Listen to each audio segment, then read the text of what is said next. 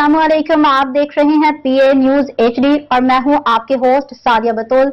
शामिल करते हैं आज की अहम खबरें। खबर शामिल करते हैं पीए न्यूज के ब्यूरो चीफ मेहर फिदा हुसैन मंडी सादीगंज से।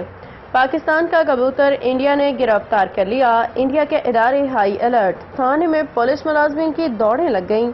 फौरी तौर पर सिक्योरिटी इदारों ने अपनी तहवील में लेकर तहकीकात करना शुरू कर दी।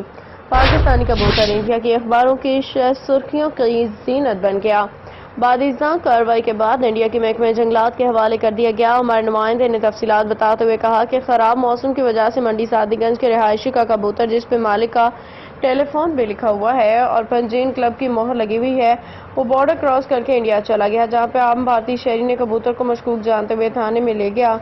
पाकिस्तानी कबूतर देखते ही पुलिस मुलाजमिन की दौड़ें लग गईं और थाने के इंचार्ज ने सिक्योरिटी इदारों को इत्तला दी। सिक्योरिटी इदारों ने फौरी तहकीकात का आगाज कर दिया और बाद में महकमे जंगलात के हवाले कर दिया गया।